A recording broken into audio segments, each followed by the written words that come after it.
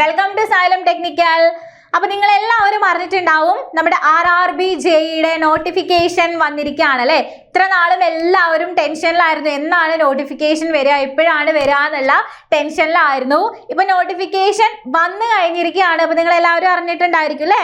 എന്നാ നമ്മുടെ application date തുടങ്ങുന്നത് ജൂലൈ 30 തൊട്ട് നമുക്ക് ആപ്ലിക്കേഷൻ ചെയ്ത് തുടങ്ങാവുന്നതാണ്. ഓഗസ്റ്റ് 29 വരെയാണ് കേട്ടോ നമുക്ക് അപ്ലൈ ചെയ്യാനുള്ള സമയമായിട്ട് തന്നിട്ടുള്ളത്. അപ്പൊ ആരും ഒരു മാസം സമയമുണ്ടല്ലോ എന്ന് വിചാരിച്ചിട്ട് അവസാനത്തേക്ക് വെക്കാനായിട്ട് നിൽക്കരുത്. എല്ലാവരും പെട്ടെന്ന് തന്നെ അപ്ലൈ ചെയ്യാനായിട്ട് നോക്കുക കേട്ടോ. ലാസ്റ്റിലോട്ട് ഡിലേ ആക്കി ആ സമയത്ത് നമുക്ക് എന്തെങ്കിലും തിരക്കോ കാര്യങ്ങളോ ഒക്കെ വന്നു കഴിഞ്ഞാൽ പിന്നെ നമ്മളത് വിട്ടുപോകും ചെയ്യാനായിട്ട്. അപ്പൊ അങ്ങനെ ആരും അവസാനത്തേക്ക് വെക്കണ്ട. അപ്പൊ എല്ലാവരും ഇപ്പൊ തന്നെ അപ്ലൈ ചെയ്ത് തുടങ്ങാം കേട്ടോ. പറ്റുകയാണെങ്കിൽ 30-ാം തീയതി തന്നെ അപ്ലൈ ചെയ്യാനായിട്ട് നോക്കുക കേട്ടോ. ഓക്കെ, അപ്പൊ ഇത്രയും നാളും നമുക്ക് എല്ലാവർക്കും നോട്ടിഫിക്കേഷൻ വരാത്ത വിഷമമായിരുന്നു. എന്താ നോട്ടിഫിക്കേഷൻ വരാത്തേന്നുള്ളതായിരുന്നു നമ്മുടെ വിഷമം. ഇപ്പൊ എന്താ നോട്ടിഫിക്കേഷൻ വന്നു കഴിഞ്ഞപ്പം കുറെ പേർക്കെങ്കിലും ടെൻഷനായി, ഞാൻ ഇനി എവിടെ നിന്നായിരിക്കണം പഠിച്ച് തുടങ്ങേണ്ടത്, കഴിഞ്ഞ തവണത്തെ എക്സാമിന് എങ്ങനെയൊക്കെയാണ് ക്വസ്റ്റ്യൻസ് വന്നിട്ടുണ്ടായിരുന്നത്, അല്ലെങ്കിൽ സിലബസ് എങ്ങനെയായിരുന്നു തുടങ്ങിയ സംശയങ്ങളൊക്കെ നിങ്ങൾക്കൊക്കെ ഉണ്ടായിരിക്കും അല്ലേ. അപ്പോൾ നമ്മൾ ഇന്ന് ഇവിടെ വന്നിട്ടുള്ളത് നിങ്ങളുടെ സംശയങ്ങൾക്ക് കുറച്ച് പരിഹാരമായിട്ടാണ്. അപ്പൊ നമ്മളൊരു RRB JEE civil point of വ്യൂവിൽ നോക്കുമ്പം നമ്മുടെ സിവിൽ എഞ്ചിനീയറിംഗ് സബ്ജക്റ്റിൽ നിന്ന് ഏതൊക്കെ രീതിയിലുള്ള ചോദ്യങ്ങളാണ് മുൻ വർഷത്തെ RRB JEE എക്സാമിന് ചോദിച്ചിട്ടുണ്ടായിരുന്നത്, ഓരോ സബ്ജക്റ്റിനും എത്ര മാർക്ക് വെച്ചിട്ടാണ് ചോദ്യങ്ങൾ ഉണ്ടായിരുന്നത്, ഏതൊക്കെ രീതിയിലാണ് പഠിക്കേണ്ടത്, അപ്പൊ പഠിക്കേണ്ട ഹൈറാർക്കി എങ്ങനെയാണ്, നമ്മുടെ മൊത്തത്തിലുള്ള നമ്മുടെ സിലബസിന്റെ അനാലിസിസുമായിട്ടാണ് ഞാൻ ഇന്ന് വന്നിട്ടുള്ളത് കേട്ടോ. അപ്പോൾ നമുക്ക് എക്സാമിനെ കുറിച്ച് നിങ്ങൾക്ക് എല്ലാവർക്കും അറിയുണ്ടാവുമായിരിക്കും അല്ലേ. നമ്മുടെ എക്സാം എങ്ങനെയാ, 2 സ്റ്റേജസ് ആയിട്ടാണ് നമ്മുടെ എക്സാമിനേഷൻ നടക്കുന്നത്. CBT 1 ഉണ്ട്, CBT 2 ഉണ്ട്. അതിനുശേഷം നമുക്കൊരു ഡോക്യുമെന്റ് വെരിഫിക്കേഷന് ശേഷം പിന്നെ ഒരു മെഡിക്കൽ എക്സാമിനേഷൻ, ഇങ്ങനെ മൊത്തത്തിൽ 4 സ്റ്റേജിലൂടെ കടന്നു പോയിട്ടാണ് നമുക്ക് ആ ഒരു വിലമതിക്കാനാവാത്ത പോസ്റ്റിലേക്ക് എത്താനായിട്ട് സാധിക്കുക. അതിൽ ഏറ്റവും പ്രധാനപ്പെട്ട 2 കടമ്പയാണ് CBT 1 CBT 2. അപ്പൊ ഇതിൽ ഈ CBT 1 എന്ന് പറയുന്നത് കംപ്ലീറ്റ്ലി ജനറൽ സബ്ജക്റ്റ് ആയിട്ട് ബേസ് ചെയ്തിട്ടുള്ളതാണ്. ഓക്കെ, നമ്മൾ CBT 1 നമ്മൾ നോക്കുകയാണെന്നുണ്ടെങ്കിൽ CBT 1 നമുക്ക് 100 മാർക്കിനുള്ള ചോദ്യങ്ങളാണ് ഉള്ളത്. 100 മാർക്കിനുള്ള ചോദ്യങ്ങൾ, അതിന് നമുക്ക് 90 മിനിറ്റ് സമയമാണ് കേട്ടോ അനുവദിച്ചിരിക്കുന്നത്.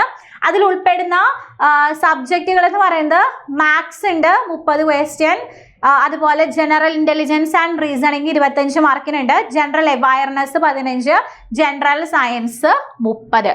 ഇത്രയാണ് നമുക്ക് ഈ സബ്ജക്റ്റിൽ നിന്ന് ഇത്ര നമ്പർ ഓഫ് ക്വസ്റ്റ്യൻസ് ആണ് നമുക്ക് കിട്ടുക. ടോട്ടൽ 100 മാർക്ക് തന്നെയാണ് ഉള്ളത്, 90 മിനിറ്റ് സമയം. ഇനി ഇവിടെ CBT 1 ക്ലിയർ ചെയ്തവരാണ് CBT 2 കടക്കുക. ആ CBT 2 എന്ന് പറയുന്നത് കംപ്ലീറ്റ്ലി നമ്മുടെ ബ്രാഞ്ച് ഓറിയന്റഡ് ആയിരിക്കും. നമ്മൾ ഏത് ബ്രാഞ്ചിൽ പഠിക്കുന്നവരാണോ ആ ബ്രാഞ്ച് ഓറിയന്റഡ് ആയിട്ടുള്ള എക്സാം ആയിരിക്കും ഉണ്ടായിരിക്കുക. ഓക്കെ, അപ്പോൾ ഇവിടെ CBT 1 തന്നെ നമ്മൾ പാസ്സാവണമെങ്കിൽ ഓരോ കാറ്റഗറിക്കും മിനിമം എത്ര % മാർക്കാണ് വേണ്ടത് എന്ന് കൂടി നമ്മുടെ നോട്ടിഫിക്കേഷനിൽ പ്രൊവൈഡ് ചെയ്തിട്ടുണ്ട്. ഓക്കെ, സോ UR അൺറിസർവ്ഡ് ആണെങ്കിൽ 40, EWS 40, then OBC 30, SC 30, ST 25%. ഈ രീതിയിലാണ് മിനിമം നമുക്ക് പെർസെൻറ്റേജ് ഓഫ് മാർക്സ് വേണ്ടത് നമുക്ക് എന്ത് ചെയ്യാൻ വേണ്ടിയിട്ട്, അടുത്തൊരു സ്റ്റേജിലേക്ക് കടക്കാനായിട്ട്. സോ CBT 1 ക്വാളിഫൈ ആയവർ മാത്രമേ CBT 2 കടക്കുള്ളൂ. അപ്പോൾ CBT 1 കുറേ ഫിൽട്രേഷനൊക്കെ നടന്നതിന് ശേഷമാണ് നമ്മൾ അടുത്ത CBT 2 എന്ന് പറയുന്ന നമ്മുടെ മെയിൻ സെക്ഷനിലേക്ക് കടക്കാം. ഇപ്പൊ CBT 2 നമ്മൾ സബ്ജക്റ്റുകൾ നോക്കുമ്പോൾ ജനറൽ അവയറൻസ് 15 ക്വസ്റ്റ്യൻ ഉണ്ട്, physics and chemistry 15 question, basics of computers and application 10 question, basics of environment and pollution control 10 question, പിന്നെ ടെക്നിക്കൽ എബിലിറ്റീസ്, അതായത് നമ്മുടെ റെസ്പെക്റ്റഡ് ബ്രാഞ്ചിൽ നിന്നുള്ള ചോദ്യങ്ങളാണ് വരിക. അത് 100 ക്വസ്റ്റ്യൻസ് ആണ് നമുക്ക് കാണാനായിട്ട് പറ്റുക. ഇവിടെ സിവിൽ പഠിക്കുന്നവർക്ക് ഒരു അഡ്വാൻറ്റേജ് ഉണ്ട്. എന്താണെന്ന് വെച്ച് കഴിഞ്ഞാൽ നമ്മുടെ സിവിൽ എഞ്ചിനീയറിംഗ് സബ്ജക്ട്സിൽ പ്രധാനപ്പെട്ട ഒരു സബ്ജക്റ്റ് ആണ് എൻവയോൺമെന്റൽ എഞ്ചിനീയറിംഗ്. അവിടെ നിന്ന് നമ്മൾ കുറേ കാര്യങ്ങൾ പഠിക്കുന്നുണ്ട്. അതേ ടോപ്പിക് തന്നെ basics of environment and pollution control എന്ന് പറഞ്ഞ ഒരു ടോപ്പിക്കും കൂടെ നമുക്ക് ഈ ഒരു ജനറൽ സബ്ജക്റ്റിന്റെ കൂട്ടത്തിൽ വരുന്നുണ്ട്. അപ്പം നമ്മുടെ സിവിൽ ഉദ്യോഗാർത്ഥികളെ സംബന്ധിച്ച് ഒരു 10 പ്ലസ് പോയിന്റ് ഇവിടെ എടുക്കുന്നുണ്ട്. നമ്മൾ ഇവിടെ പഠിക്കുന്നത് കൊണ്ട് ഈ ഒരു ബേസിക്സ് എൻവയോൺമെന്റിൽ ഒരു 10 പോയിന്റും കൂടെ നമുക്ക് കിട്ടാൻ അത് നമ്മളെ ഹെൽപ്പ് ചെയ്യും എന്നുള്ളതാണ് നമ്മുടെ ഒരു ഗുണം കേട്ടോ. ഓക്കെ, അപ്പൊ ഇവിടെയും നമുക്ക് ടോട്ടല് 150 ക്വസ്റ്റ്യൻസ് ആണ് വരിക. CBT 2 120 മിനിറ്റ് ആണ് നമുക്ക് എക്സാം അറ്റൻഡ് ചെയ്യാനായിട്ട് വരുന്നത്. നമുക്ക് പ്രോബ്ലംസ് ഒക്കെ ഉണ്ടെങ്കിൽ വെർച്വൽ കാൽക്കുലേറ്റർ ഉണ്ടാവും കേട്ടോ. പ്രോബ്ലം സോൾവ് ചെയ്യാനായിട്ട് മോണിറ്ററിൽ വെർച്വൽ കാൽക്കുലേറ്റർ ഒക്കെ ഉണ്ടാവും. ഇവിടെയും നമുക്ക് പെർസെൻറ്റേജ് പാസ് പെർസെൻറ്റേജ് ആയിട്ട് ഓരോ കാറ്റഗറിക്കും പറയുന്നുണ്ട്. നേരത്തെ പറഞ്ഞ അതേപോലെ തന്നെയാണ് പറയുന്നത്. 40 40 30 30 25 ഈ രീതിയിൽ തന്നെയാണ് നമ്മൾ പറയുന്നത് കേട്ടോ. ഇനി നമ്മൾ ഇപ്പൊ ലാസ്റ്റ് നമ്മുടെ RRBJയുടെ എക്സാം നടന്നത് 2019 ലാസ്റ്റ് എക്സാം നടന്നിട്ടുണ്ടായിരുന്നത്. അപ്പൊ നമ്മൾ ആ ലാസ്റ്റ് എക്സാമിന്റെ ക്വസ്റ്റ്യൻ പേപ്പർ ഒക്കെ ഒന്ന് അനലൈസ് ചെയ്ത് നോക്കുന്ന സമയത്ത് നമ്മുടെ സിവിൽ എഞ്ചിനീയറിംഗ് സബ്ജക്റ്റുകളിൽ നിന്ന് ഏതൊക്കെ രീതിയിലാണ് ചോദ്യം വന്നത്, എത്ര വെയിറ്റേജിലാണ് ചോദ്യം വന്നത് എന്നാണ് നെക്സ്റ്റ് നമ്മൾ നോക്കുന്നത് കേട്ടോ. അപ്പൊ അതിനനുസരിച്ച് നിങ്ങൾക്ക് പഠിക്കാവുന്നതാണ്. ഇപ്പൊ കുറെ പേർക്കെങ്കിലും ഡൗട്ട് ഉണ്ടാവും, നിങ്ങൾ എവിടെ നിന്ന് ഏത് സബ്ജക്റ്റാണ് ഇപ്പൊ പഠിച്ചു തുടങ്ങുക. ഇപ്പൊ CBT 2 കടക്കുന്ന സമയത്ത് സിവിലിന്റെ ഏതൊക്കെ സബ്ജക്റ്റ് നമ്മൾ പഠിച്ചു തുടങ്ങണം എന്നുള്ള ഒരു ആശങ്ക എല്ലാവർക്കും ഉണ്ടാവും. അപ്പൊ മെയിൻ ആയിട്ട് ഞാൻ പറയട്ടെ, ഇപ്പൊ ഒരു AE ലെവൽ എക്സാമിന് പ്രിപ്പയർ ചെയ്തിരിക്കുന്നവരാണെങ്കിൽ നിങ്ങൾ ഒന്നും പേടിക്കണ്ട, നിങ്ങളൊന്ന് റിവിഷൻ നന്നായിട്ട് ചെയ്താൽ മതി. ഏറെക്കുറെ AE ലെവൽ സബ്ജക്റ്റുകളെല്ലാം തന്നെ നമുക്ക് ഈ ഒരു RRBJയ്ക്കും പഠിക്കാനുണ്ട്. ഓക്കെ, AE ലെവലിൽ നല്ലതുപോലെ പഠിച്ചവർക്ക് വളരെ ഈസി ആയിട്ട് ഈ ഒരു എക്സാം ക്രാക്ക് ചെയ്യാൻ പറ്റും. അതാണ് നമ്മുടെ സിലബസ് കാണുമ്പോൾ നമുക്ക് മനസ്സിലാവുന്നത് കേട്ടോ. അപ്പൊ നമ്മുടെ എക്സാംസിന് ചോദിച്ച ചോദ്യങ്ങളുടെ എണ്ണം നമ്മളൊന്ന് കണക്കിലെടുക്കുമ്പോൾ ഏറ്റവും കൂടുതൽ ചോദ്യങ്ങൾ വന്നിട്ടുള്ളത് നമ്മുടെ ബിൽഡിംഗ് മെറ്റീരിയൽ ആൻഡ് കൺസ്ട്രക്ഷനിൽ നിന്നാണ്. ബിൽഡിംഗ് മെറ്റീരിയലും കൺസ്ട്രക്ഷനും കൂടിയിട്ട് 23 മാർക്കിനുള്ള ചോദ്യങ്ങളാണ് ചോദിച്ചിട്ടുള്ളത്. പൊതുവെ നിങ്ങൾ SSC JE എക്സാംസ് ഒക്കെ നോക്കുമ്പോൾ അവിടെ ഈ ഒരു സബ്ജക്റ്റിന് വെയിറ്റേജ് കൂടുതലാണ്. അതുപോലെ തന്നെ ഈ ഒരു എക്സാമിന് 23 മാർക്കിനുള്ള ചോദ്യങ്ങൾ ചോദിച്ചിട്ടുണ്ട്. അപ്പൊ നല്ല ഇമ്പോർട്ടൻസ് നമ്മൾ ആർക്ക് കൊടുക്കണം? ബിൽഡിംഗ് മെറ്റീരിയൽ ആൻഡ് കൺസ്ട്രക്ഷൻ എന്ന് പറയുന്ന സബ്ജക്റ്റിന് കൊടുത്തിരിക്കണം. ഒഴിവാക്കി കളയരുത്. ലീസ്റ്റ് സബ്ജക്റ്റ് ആണ്, അറിയാമെന്ന് വിചാരിച്ച് ഒഴിവാക്കി കളയരുത്. എത്ര അറിയാമെന്ന് പറഞ്ഞാലും നമ്മളെ തെറ്റിക്കുന്ന കുറേ സൂത്രങ്ങൾ അതിൻ്റെ ഉള്ളിൽ ഒളിഞ്ഞിരിക്കുന്നുണ്ട്. അപ്പൊ അത്ര നന്നായിട്ട് പഠിച്ചെങ്കിൽ മാത്രമേ നമുക്ക് നല്ല രീതിയിൽ സ്കോർ ചെയ്യാൻ പറ്റുള്ളൂ. കാരണം 4 ഓപ്ഷനും നമുക്ക് പരിചയമുള്ള പോലെ തോന്നും. നമ്മൾ ഒരുപാട് കാര്യങ്ങൾ അവിടെ പഠിക്കുന്നതാണ്. അപ്പൊ അതുകൊണ്ട് നല്ല ഇമ്പോർട്ടൻസ് കൊടുത്ത് റിവൈസ് ചെയ്ത് മാത്രം ബിൽഡിംഗ് മെറ്റീരിയൽ ആൻഡ് കൺസ്ട്രക്ഷൻ പഠിക്കുക.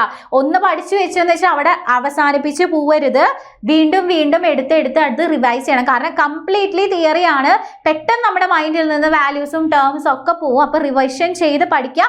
23 മാർക്കിനുള്ള ചോദ്യമാണ് കഴിഞ്ഞ തവണ എക്സാമിന് വന്നിട്ടുള്ളത് കേട്ടോ. അപ്പൊ നമ്മളൊരു എക്സാമിന്റെ കട്ട് ഓഫ് ഒക്കെ നമ്മളൊന്ന് അനലൈസ് ചെയ്ത് നോക്കുമ്പോൾ ഒരു മൊത്തം എല്ലാ സോണും വെച്ച് നമ്മൾ നോക്കുമ്പോൾ നമുക്ക് ഏകദേശം ഒരു 60 to 75 65 to 75 റേഞ്ചിലെങ്കിലും എന്തായാലും മാർക്ക് നമ്മൾ സ്കോർ ചെയ്തിട്ടേ കാര്യമുള്ളൂ.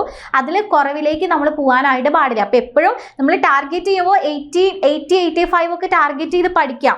ഓക്കെ, അത്രയും ടാർഗറ്റ് ചെയ്ത് പഠിച്ചെങ്കിൽ മാത്രമേ നമുക്ക് ഈ കട്ട് ഓഫിന്റെ ഉള്ളിൽ നിൽക്കാനായിട്ട് പറ്റുള്ളൂ. ഓക്കെ, അത്രയും കട്ട് ഓഫ് വന്നിട്ടുണ്ട് കഴിഞ്ഞ തവണത്തെ എക്സാമുകൾക്ക് കേട്ടോ.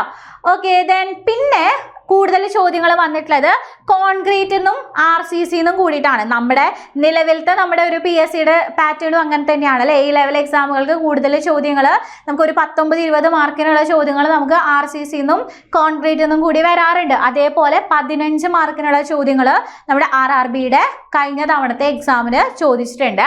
പിന്നെ നമുക്ക് എൻവയോൺമെന്റൽ എഞ്ചിനീയറിംഗ് ആണ്. പിന്നെ ഞാൻ പറഞ്ഞു നമുക്ക് അവിടെ 10 മാർക്കിനുള്ള ചോദ്യങ്ങൾ ENV എന്നുള്ള സബ്ജക്റ്റിൽ നിന്ന് വന്നിട്ടുണ്ട്.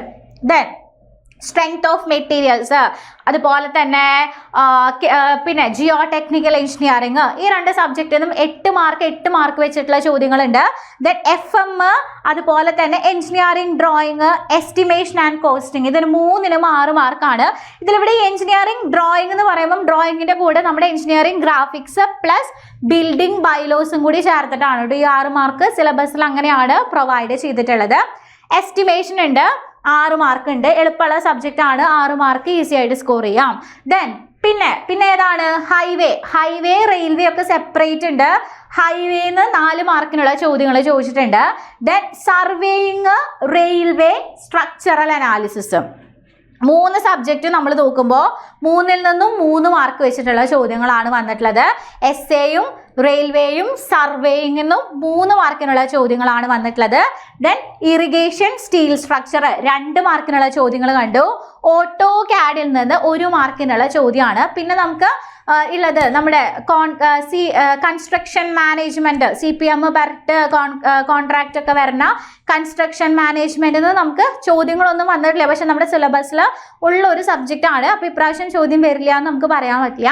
അപ്പോൾ ഞാനിപ്പം ഈ ഒരു മാർക്കിന്റെ ഡിസ്ട്രിബ്യൂഷൻ നിങ്ങൾക്ക് പറഞ്ഞു തന്നത് എന്തിനാന്ന് വെച്ച് കഴിഞ്ഞാൽ എവിടെ നിന്ന് പഠിച്ച് തുടങ്ങണം, ഏത് സബ്ജക്റ്റ് ആദ്യം പഠിക്കണം എന്നുള്ള ഒരു ഡൗട്ട് ആർക്കെങ്കിലും നിലനിൽക്കുന്നുണ്ടെങ്കിൽ ഈ ഒരു ഓർഡറിൽ പഠിച്ചോളൂ. ഈ ഒരു ഓർഡറിൽ പഠിച്ചു പോയി കഴിഞ്ഞാൽ അത്യാവശ്യം നമുക്ക് സ്കോർ ചെയ്യാൻ പറ്റും എന്നുള്ള ഒരു ധാരണ നിങ്ങളിലേക്ക് എത്തിക്കാനാണ് കേട്ടോ ഈ ഒരു പാറ്റേൺ ഇങ്ങനെയായിരുന്നു എന്നുള്ളത് ഞാനൊന്ന് പറഞ്ഞു തന്നത് കേട്ടോ. ഓക്കെ, അപ്പോൾ നിങ്ങൾക്ക് ഏകദേശം ഒരു ധാരണ കിട്ടിയിട്ടുണ്ടാവും ഞാൻ ഏത് ലെവലിൽ തൊട്ട് പഠിച്ച് തുടങ്ങണം എന്നുള്ളത്. ഇനി നമുക്ക് നമ്മുടെ അപ്പോൾ ഓരോന്നിൻ്റെയും മാർക്ക് ഡിസ്ട്രിബ്യൂഷൻ നിങ്ങൾക്ക് മനസ്സിലായി. ഇനി നമ്മൾ നെക്സ്റ്റ് നോക്കുന്നത് റെയിൽവേ നോട്ടിഫിക്കേഷനിൽ നമുക്ക് എന്തും കൂടെ തന്നിട്ടുണ്ട്, സിലബസും കൂടി തന്നിട്ടുണ്ട്. ഓരോ സബ്ജക്റ്റിൽ നിന്നും എന്തൊക്കെ ടോപ്പിക്സ് ആണ് പഠിക്കേണ്ടതെന്ന് വളരെ വൃത്തിയായിട്ടുള്ളൊരു സിലബസ് നമുക്ക് തന്നിട്ടുണ്ട്. അപ്പോൾ ആ സിലബസിലൂടെ നമുക്ക് ജസ്റ്റ് ഒന്ന് പോയി നോക്കാം.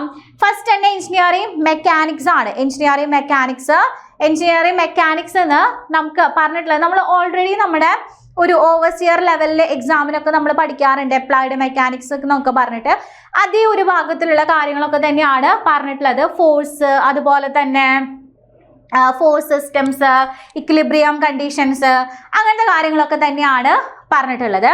ദെൻ ബിൽഡിംഗ് കൺസ്ട്രക്ഷൻ എടുക്കുമ്പോൾ ബിൽഡിംഗ് കൺസ്ട്രക്ഷനെ തന്നെ 3 സെക്ഷനായിട്ട് സബ് സ്ട്രക്ചറിൻ്റെ, സൂപ്പർ സ്ട്രക്ചറിൻ്റെ കമ്പണൻസുകളായിട്ട് പറഞ്ഞിട്ടുണ്ട്. അതിൽ തന്നെ പലതരത്തിലാണ് ബിൽഡിംഗ് കൺസ്ട്രക്ഷൻ കൊടുത്തിട്ടില്ലേ. ഇപ്പോൾ ആദ്യത്തെ ബിൽഡിംഗ് കൺസ്ട്രക്ഷൻ്റെ സെക്ഷനിൽ നിങ്ങൾ നോക്കിക്കഴിഞ്ഞാൽ കാണാം ഇവിടെ ബിൽഡിംഗ് കമ്പണൻസ് ആണ് പറഞ്ഞിട്ടുള്ളത്. അതുപോലെ ഏതൊക്കെ ടൈപ്പ് സ്ട്രക്ചറുകളാണ്, ലോഡ് ബെയറിംഗ് ആണോ, അതുപോലെ ഫ്രെയിംഡ് കോമ്പോസിറ്റ് സ്ട്രക്ചറുകൾ എന്തൊക്കെയാണ്, അതിൻ്റെ ഡീറ്റെയിൽസ് ആണ് ആദ്യം പഠിക്കാൻ പറഞ്ഞിട്ടുള്ളത്. പിന്നെ നമ്മുടെ ഇതിൽ വരുന്നതാണ് സൂപ്പർ സ്ട്രക്ചറിൻ്റെ കൺസ്ട്രക്ഷൻ. അതായത് ബിൽഡിംഗ് കൺസ്ട്രക്ഷനെ മൊത്തത്തിൽ ഡിവൈഡ് ചെയ്തേക്കാം, സബ് സ്ട്രക്ചർ, സൂപ്പർ സ്ട്രക്ചർ എന്ന് പറഞ്ഞിട്ട്. പിന്നെ സൂപ്പർ സ്ട്രക്ചറിൽ നമുക്ക് സ്റ്റോൺ മേസൺറി, ബ്രിക്ക് മേസൺറി, അതുപോലെ തന്നെ ഡോർസ് ആൻഡ് വിൻഡോസ്, ഡോറ്, അതുപോലെ നമ്മുടെ സ്റ്റെയർ, ലിഫ്റ്റ്, എസ്കലേറ്റർ തുടങ്ങിയ കാര്യങ്ങൾ, അതുപോലെ സ്കാഫോൾഡിങ്, ഷോറിങ്, അങ്ങനത്തെ കാര്യങ്ങൾ പറഞ്ഞിട്ടുണ്ട്.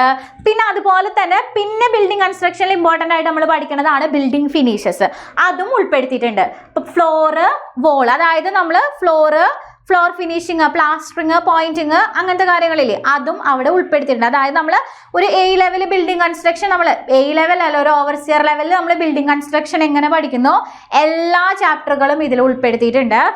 ഉൾപ്പെടുത്താത്ത വരുന്ന 1-2 കാര്യങ്ങൾ, DPC പോലെയുള്ള 1-2 കാര്യങ്ങൾ മാത്രമേ ഉൾപ്പെടുത്താത്തതുള്ളൂ. ബാക്കിയുള്ള കാര്യങ്ങളൊക്കെ എവിടെയുണ്ട്, സിലബസിനകത്ത് പറഞ്ഞിട്ടുണ്ട്. പിന്നെ ബിൽഡിംഗ് മെയിൻ്റനൻസ് എന്ന് പറഞ്ഞൊരു ടോപ്പിക് ഉണ്ട്. അതായത് നമ്മൾ ബിൽഡിങ്ങിൽ ക്രാക്കോ കാര്യങ്ങളൊക്കെ വന്നു കഴിഞ്ഞാൽ നമ്മൾ ഗ്രൗട്ടിങ് പോലുള്ള മെത്തേഡുകളൊക്കെ ചെയ്യാറുണ്ട് അല്ലേ.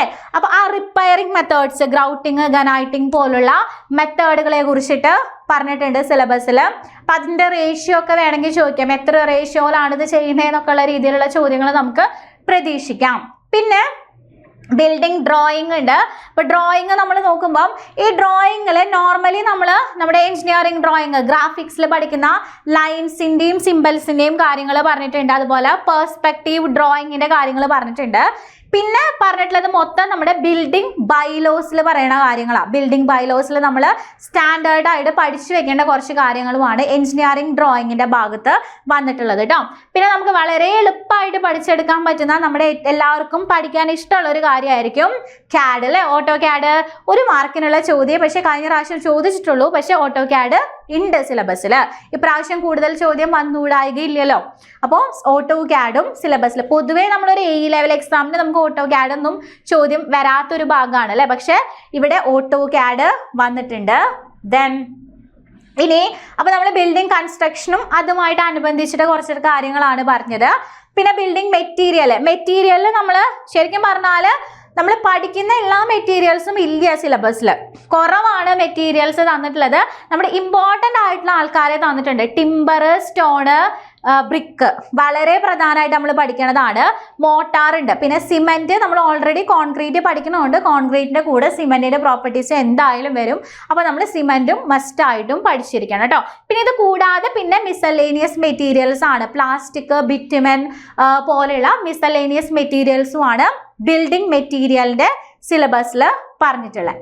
ദെൻ പിന്നെ നമ്മുടെ സിലബസിൽ മെയിൻ ആയിട്ട് വരുന്ന മറ്റ് 2 ആൾക്കാരാണ്. ഒന്ന് കോൺക്രീറ്റ് ടെക്നോളജിയും ജിയോ ടെക്നിക്കലും. അതിൽ GT 8 മാർക്കിനുള്ള ചോദ്യങ്ങൾ കഴിഞ്ഞ തവണ വന്നിട്ടുണ്ട്. GT നമുക്ക് പഠിക്കാനുണ്ട്, അപ്പം നല്ലതുപോലെ പഠിക്കണം. പക്ഷേ നമ്മുടെ മൊത്തം ഒരു വലിയൊരു AEയുടെ സിലബസ് നമ്മൾ പഠിക്കുമ്പോൾ അത്രയും പൊസിഷൻസ് ഇവിടെ കൊടുത്തിട്ടില്ല, അത്രയും ഡീപ്പായിട്ടുള്ള കാര്യങ്ങൾ ഇവിടെ ഇല്ല. എന്നാലും ഇമ്പോർട്ടൻ്റ് ആയിട്ടുള്ള സോയിലിൻ്റെ കുറച്ച് പ്രോപ്പർട്ടീസ് ഉണ്ട് പഠിക്കാനായിട്ട്.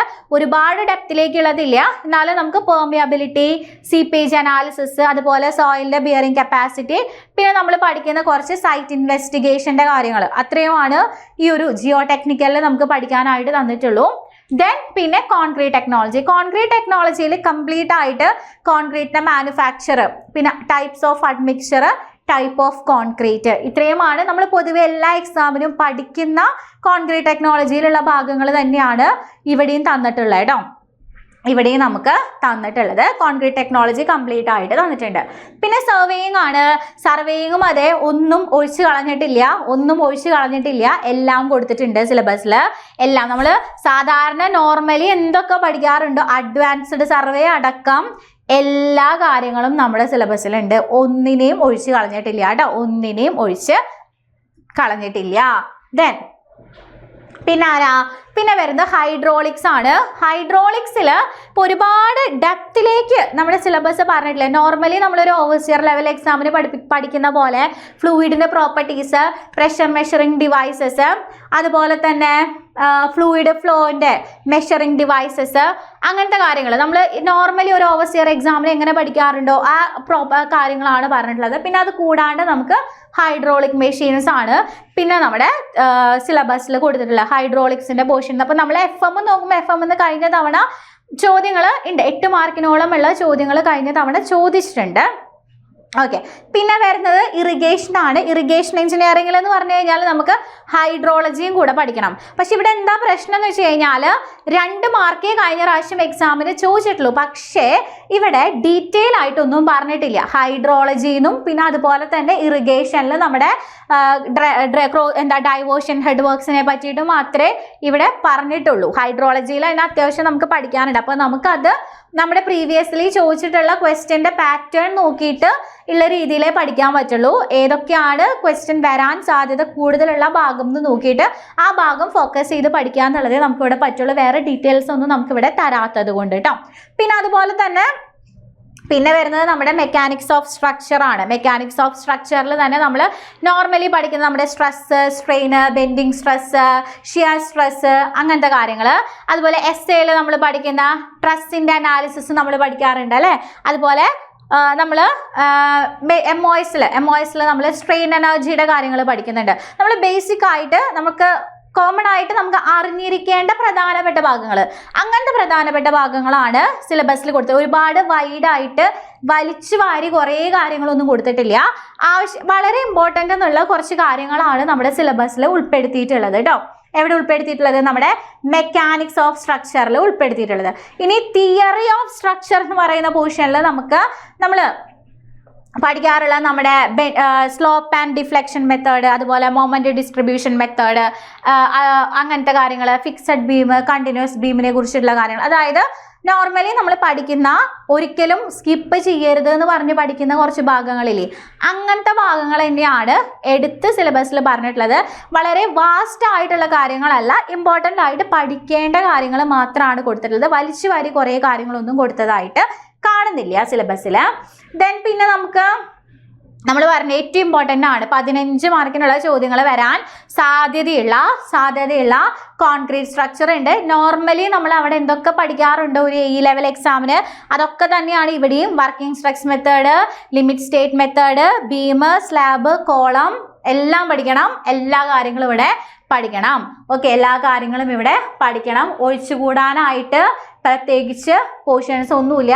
നോർമലി നമ്മൾ പഠിക്കാറുള്ള നോർമലി കോമൺ ആയിട്ട് ചോദ്യങ്ങൾ വരുന്ന ഭാഗങ്ങളെല്ലാം പ്രൊവൈഡ് ചെയ്തിട്ടുണ്ട്. ദെൻ സ്റ്റീലിൻ്റെ ഡിസൈൻ. സ്റ്റീൽ ഡിസൈനിൽ നമ്മൾ എപ്പോഴും സ്റ്റീലിൻ്റെ ഗ്രേഡുകൾ പഠിക്കാറുണ്ട്. സ്റ്റീൽ സെക്ഷനുകൾ ഏതൊക്കെ ടൈപ്പ് ഉണ്ട്, മാർക്കറ്റിൽ എങ്ങനെയൊക്കെ സ്റ്റീൽ സെക്ഷൻസ് കിട്ടുന്നു, അങ്ങനത്തെ കാര്യങ്ങൾ നമ്മൾ സ്റ്റീലിൽ പഠിക്കാറുണ്ട്, അത് ചോദിക്കാറുണ്ട്. പിന്നെ ഡിസൈൻ, എങ്ങനെയാണ് സ്റ്റീൽ ഡിസൈൻ വരുന്നത്, ടെൻഷൻ ആൻഡ് കംപ്രഷൻ മെമ്പേഴ്സിൻ്റെ ഡിസൈനും കാര്യങ്ങളുമാണ് പിന്നെ അതുപോലെ ചോദിച്ചിട്ടുള്ളത്. പിന്നെ നമ്മുടെ ട്രാൻസ്പോർട്ടേഷൻ എഞ്ചിനീയറിംഗ് ആണ്. ട്രാൻസ്പോർട്ടേഷൻ എഞ്ചിനീയറിംഗിൽ റെയിൽവേ എഞ്ചിനീയറിംഗ് കംപ്ലീറ്റ് ആയിട്ടുണ്ട്. റെയിൽവേയിൽ പെർമനന്റ് വേ തൊട്ട് റെയിൽവേ ട്രാക്ക് തൊട്ട് യാർഡ് വരെ ഉള്ള കംപ്ലീറ്റ് കാര്യങ്ങൾ റെയിൽവേ ചോദിച്ചിട്ടുണ്ട്. റെയിൽവേയുടെ സബ്ജക്റ്റ് മൊത്തമായിട്ടുണ്ട്. 3 ചോദ്യങ്ങളാണ് കഴിഞ്ഞ തവണ വന്നിട്ടുണ്ടായിരുന്നത്. റെയിൽവേ കൂടാതെ ട്രാൻസ്പോർട്ടേഷനിൽ ബ്രിഡ്ജ് ഉണ്ട്. ബ്രിഡ്ജ് എഞ്ചിനീയറിംഗിൽ ബ്രിഡ്ജിന്റെ ടേംസ്, ബ്രിഡ്ജിന്റെ ക്ലാസിഫിക്കേഷൻ തുടങ്ങിയ കാര്യങ്ങൾ ബ്രിഡ്ജിൽ നിന്ന് വന്നിട്ടുണ്ട്. ടണലാണ് പിന്നെയുള്ളത്. പിന്നെ ടണലിൽ നിന്നാണ് ഇപ്പം നമ്മുടെ ജൂനിയർ ഇൻസ്ട്രക്ടറിന്റെ സിലബസിൽ തന്നിട്ടുള്ള ട്രാൻസ്പോർട്ടേഷൻ്റെ അതേ സിലബസ് തന്നെയാണിത്. അതേ കാര്യം തന്നെയാണ്. റെയിൽവേ കംപ്ലീറ്റ് ആയിട്ടുണ്ട്, ബ്രിഡ്ജ് ഉണ്ട്, അതുപോലെ തന്നെ ടണലിന്റെ പോർഷനും വരുന്നുണ്ട്. ദെൻ ഹൈവേ എഞ്ചിനീയറിംഗിൽ ഇവിടെ ട്രാഫിക് എഞ്ചിനീയറിംഗ് പറഞ്ഞിട്ടുണ്ട്. ഇമ്പോർട്ടൻ്റ് ആയിട്ട് ട്രാഫിക് എഞ്ചിനീയറിംഗ് ഉണ്ട്. പിന്നെ നമ്മൾ നോർമലി പഠിക്കുന്ന നമ്മുടെ ഹൈവേയുടെ ജിയോമെട്രിക്കൽ ഡിസൈനും കാര്യങ്ങളും ഉണ്ട്. പിന്നെ അതുപോലെ ഹൈവേയുടെ മെയിൻ്റനൻസ്, ഡ്രെയിനേജ് തുടങ്ങിയ കാര്യങ്ങളാണ് ഹൈവേ. 4 മാർക്കിനുള്ള ചോദ്യങ്ങളാണ് കേട്ടോ. ഇവിടെ നിന്ന് നമുക്ക് സ്ഥിരമായിട്ട് SSDയുടെ ഒക്കെ പ്രോബ്ലംസ്, ഹൈവേ എന്നൊക്കെ നമുക്ക് പ്രോബ്ലംസ് വളരെയധികം പ്രതീക്ഷിക്കാവുന്നതാണ്. കാരണം അതുപോലെ തന്നെ ടെസ്റ്റുകൾ, ബിറ്റുമിൻ്റെ ഹൈവേ മെറ്റീരിയൽസിൻ്റെ ടെസ്റ്റുകളിൽ നിന്നും കൂടുതൽ ചോദ്യങ്ങൾ നമ്മൾ കണ്ടുവരാറുണ്ട് കേട്ടോ ഈ ഒരു ഹൈവേ എഞ്ചിനീയറിംഗ് എന്ന് പറയുന്ന സബ്ജക്റ്റ് നോക്കുന്ന സമയത്ത്. പിന്നെ നമുക്ക് വരുന്നത് നമ്മുടെ ENV ആണ്. എൻ വിയിൽ നമുക്ക് മെയിനായിട്ട് 10 മാർക്കിനുള്ള ചോദ്യങ്ങളോളം NVയിൽ നമുക്ക് കാണാം. അതിൽ തന്നെ നമ്മുടെ പൊല്യൂഷൻ, ENV പൊല്യൂഷൻ കൺട്രോള്, അതുപോലെ തന്നെ വാട്ടർ സപ്ലൈ ഉണ്ട്, വേസ്റ്റ് മാനേജ്മെൻറ്റും ഉണ്ട്, സാനിറ്റേഷനും ഉണ്ട്. ENV 1ഉം 2ഉം ഉണ്ട്. 2 ENVയും പഠിക്കണം. ENV 1ഉം 2ഉം വാട്ടർ സപ്ലൈ, വാട്ടർ സോഴ്സും പഠിക്കാനുണ്ട്. അതുപോലെ തന്നെ സാനിറ്ററി എഞ്ചിനീയറിംഗും 10 മാർക്കിനുള്ള ചോദ്യമുണ്ട്. അപ്പോൾ അതുകൊണ്ട് 2 ഭാഗവും നല്ല രീതിയിൽ തന്നെ പഠിക്കേണ്ടതായിട്ട് വരും. പിന്നെ അതുപോലെ പിന്നെ അല്ലാതെ നമുക്ക് വന്നിട്ടുള്ളത് ഇപ്പോൾ നമ്മൾ കൺസ്ട്രക്ഷൻ യൂസ് ചെയ്യുന്ന കുറച്ച് എക്യുപ്മെൻറ്റ്സിൻ്റെ പോർഷൻസ് വന്നിട്ടുണ്ട്. Construction technique and equipments. Normally നമ്മൾ കോൺക്രീറ്റ് വർക്കുകളൊക്കെ ചെയ്യുമ്പോൾ ഒരുപാട് എക്യുപ്മെൻറ്റുകളുടെ സഹായം നമ്മൾ ചെയ്യാറുണ്ട്. അപ്പോൾ അങ്ങനത്തെ എക്യുപ്മെൻറ്റ്സിനെ കുറിച്ചുള്ള ഡീറ്റെയിൽസ് ചോദിച്ചിട്ടുണ്ട്. അപ്പോൾ ആ എക്യുപ്മെൻറ്റ്സ് ഏതൊക്കെയാണെന്നുള്ളത് ഇതിൽ കൊടുത്തിട്ടുണ്ട്. അപ്പോൾ അങ്ങനത്തെ എക്യുപ്മെൻറ്റ്സിനെ കുറിച്ച് ഇമ്പോർട്ടൻ്റ് ആയിട്ടുള്ള പോയിന്റുകൾ പഠിക്കേണ്ടതായിട്ട് വരും. അപ്പോൾ ഇങ്ങനൊരു കാര്യം തന്നിട്ടുള്ളത് കൊണ്ട് ഈ ഒരു ഭാഗം ഒഴിവാക്കാനായിട്ട് പറ്റില്ല. ഇതെന്ന് വെച്ചാൽ നമ്മുടെ കോൺക്രീറ്റ് ടെക്നോളജിയിൽ വരുന്ന ഭാഗങ്ങളാണ് ഇങ്ങനത്തെ കൺസ്ട്രക്ഷൻ എക്യുപ്മെൻറ്റ്സ്. അതുപോലെ റോഡ് കൺസ്ട്രക്ഷനിൽ നമ്മൾ കുറേ എക്യുപ്മെൻറ്റ്സ് യൂസ് ചെയ്യാറുണ്ട്. അവിടെയൊക്കെ വരുന്ന ആൾക്കാരെ ഒരുമിച്ച് പിടിച്ച് ഒരൊറ്റ ടോപ്പിക്കായിട്ട് കൊടുത്തിട്ടുണ്ട്. അപ്പോൾ ഈ ഒരു ഭാഗം ഒഴിവാക്കാതെ പഠിക്കുന്നത് തന്നെയാണ് നല്ലത്. ഓക്കെ, ഇത് കോൺക്രീറ്റിൻ്റെ അകത്ത് വരുന്നത് തന്നെയാണ്. ഒഴിവാക്കാതെ ഈ ഒരു ഭാഗം എന്തായാലും പഠിക്കണം. പിന്നെ നമുക്ക് എല്ലാവർക്കും ഏറ്റവും പഠിക്കാൻ എളുപ്പമായിട്ടുള്ള നമ്മുടെ എസ്റ്റിമേഷൻ, കോസ്റ്റിംഗ്, വാലുവേഷൻ 6 മാർക്കാണ്. ഒരുപാട് വലിച്ചു വാരിയൊന്നും നമുക്ക് ഇവിടെ പഠിക്കേണ്ട. സ്ഥിരമായിട്ട് പഠിക്കുന്ന കുറച്ച് ടെക്നിക്കൽ ടേമുകൾ, അതുപോലെ മെറ്റീരിയൽ കാൽക്കുലേഷൻ, വാലുവേഷൻ്റെ ടേംസ്, ഇത് 3ഉം പഠിച്ചു കഴിഞ്ഞാൽ നമ്മുടെ എസ്റ്റിമേഷൻ ആൻഡ് കോസ്റ്റിംഗ് എന്ന് പറയുന്ന സബ്ജക്റ്റ് തീർന്ന്. കുറച്ച് ഇക്വേഷൻസ് അറിഞ്ഞാൽ മതി അല്ലേ. അപ്പോൾ എല്ലാവർക്കും നമ്മുടെ സിലബസിനെ കുറിച്ച് ഒരു ധാരണയൊക്കെ ആയിട്ടുണ്ടായിരിക്കുമല്ലോ. ഇപ്പോൾ നിങ്ങൾ കുറേ പേരെങ്കിലും ഈ ഒരു എക്സാമിന് വേണ്ടി പ്രിപ്പയർ ചെയ്യാൻ വേണ്ടി റെഡി ആയിട്ടിരിക്കും ായിരിക്കും അല്ലെ. അപ്പൊ അതിൽ ചിലപ്പം ചിലരൊക്കെ CBT 2വിനുള്ള പോർഷൻസ് കംപ്ലീറ്റ് ആയിട്ട് പഠിച്ചിരിക്കുകയായിരിക്കും. CBT 1 ആയിരിക്കും അവർക്ക് പഠിക്കേണ്ടതായിട്ട് വരിക. ചിലരാണെങ്കിൽ CBT 1 എല്ലാം അറിയാം, CBT 2 ആണ് വേണ്ടതെന്ന് വിചാരിച്ചിരിക്കുന്നവരുള്ളായിരിക്കും. ഇനി ചിലർക്ക് CBT 1ഉം 2ഉം പഠിക്കേണ്ടതായിട്ട് വരും. അപ്പൊ നിങ്ങൾക്ക് എല്ലാവർക്കും വേണ്ടിയിട്ട് നമ്മുടെ സൈലം ടെക്നിക്കൽ ഈ ഒരു RRB JE CBT 1 and CBT 2 എക്സാമിന് വേണ്ടിയിട്ടുള്ള കോഴ്സസ് ആരംഭിച്ചിരിക്കുകയാണ്. ഇപ്പം അഡ്മിഷൻ നമ്മൾ സ്റ്റാർട്ട് ചെയ്തിരിക്കുകയാണ്. നമ്മുടെ കോഴ്സിന് 7000 rupees ആണ് അഡ്മിഷൻ ഫീ ആയിട്ട് വരുന്നത്. അതിൽ നമുക്ക് CBT 1 ആൻഡ് CBT 2 കംപ്ലീറ്റ് ക്ലാസ്സസും നിങ്ങൾക്ക് അവൈലബിൾ ആകുന്നതായിരിക്കും കേട്ടോ. അപ്പോൾ കൂടുതലായിട്ട് നമ്മുടെ കോഴ്സിനെ പറ്റിയിട്ടുള്ള ഡീറ്റെയിൽസ് അറിയണമെന്നുണ്ടെങ്കിൽ നിങ്ങൾ താഴെ കാണുന്ന നമ്പറുമായിട്ട് കോൺടാക്ട് ചെയ്യാനായിട്ട് നോക്കാം. ഓക്കെ, അപ്പോൾ ഇത്രയൊക്കെ കാര്യങ്ങളാണ് എനിക്ക് നിങ്ങളോട് പറയാനായിട്ടുള്ളത്. അപ്പോൾ നിങ്ങൾക്ക് ഏകദേശം ഏതൊക്കെ രീതിയിൽ പഠിക്കണം ചെയ്യണം, ഏത് ഒരു ഓർഡറിലാണ് ഞാൻ സബ്ജക്റ്റുകൾ പഠിച്ചു പോകേണ്ടത് എന്നതിനെ കുറിച്ചൊക്കെ ഉള്ള ഒരു ധാരണ നിങ്ങൾക്ക് ഇപ്പോൾ എല്ലാവർക്കും ആയിട്ടുണ്ടാവും എന്ന് വിചാരിക്കും. നിങ്ങൾക്ക് എന്തെങ്കിലും ഈ ഒരു RRB എക്സാമുമായിട്ട് റിലേറ്റ് ചെയ്ത് നിങ്ങൾക്ക് എന്ത് ഡൗട്ട് ഉണ്ടെങ്കിലും നിങ്ങൾക്ക് ഈ ഒരു വീഡിയോന്റെ താഴെ കമന്റ് ചെയ്യാവുന്നതാണ്. നമ്മൾ നിങ്ങൾക്ക് അപ്പോൾ തന്നെ റിപ്ലൈ ചെയ്ത് പോകുന്നതായിരിക്കും കേട്ടോ. നിങ്ങൾക്ക് എന്ത് ഡൗട്ടുകൾ ഉണ്ടെങ്കിലും നിങ്ങൾ താഴെ നമ്മുടെ വീഡിയോൻ്റെ താഴെ കമൻറ്റ് ചെയ്യുക. ഇനി ഈ വിവരം കൂടുതലായിട്ട് നിങ്ങളുടെ ഫ്രണ്ട്സിലേക്കൊക്കെ എത്തിക്കാൻ വേണ്ടിയിട്ട് നിങ്ങൾ എന്ത് ചെയ്യുക, നിങ്ങൾ ഈ വീഡിയോ നിങ്ങളുടെ ഫ്രണ്ട്സിലേക്കും മറ്റും ഷെയർ ചെയ്ത് കൊടുക്കാനായിട്ട് കൂടി നോക്കുക. ഇനി നമ്മുടെ ചാനൽ നിങ്ങൾ ആരും സബ്സ്ക്രൈബ് ചെയ്തിട്ടില്ലെങ്കിൽ നമ്മുടെ ചാനൽ സബ്സ്ക്രൈബ് ചെയ്ത് കാണാനായിട്ട് വാച്ച് ചെയ്യാനായിട്ട് നോക്കുക കേട്ടോ. കാരണം നമ്മൾ ഇനി ഈ ഒരു എക്സാമിനേഷനുമായി ബന്ധപ്പെട്ട് പല വീഡിയോസും നമ്മുടെ ചാനലിലൂടെ നമ്മൾ പോകുന്നുണ്ടായിരിക്കും. ഇതൊക്കെ നിങ്ങൾക്ക് അപ് ടു ഡേറ്റ് ആയിട്ട് നിങ്ങളുടെ കയ്യിൽ എത്തണമെങ്കിൽ നമ്മുടെ ചാനൽ സബ്സ്ക്രൈബ് ചെയ്താലേ പറ്റുള്ളൂ. അപ്പോൾ എല്ലാവരും ചെയ്യാതെ വീഡിയോസ് കാണുന്നവരുണ്ടെങ്കിൽ സബ്സ്ക്രൈബ് ചെയ്യാനായിട്ട് നോക്കുക.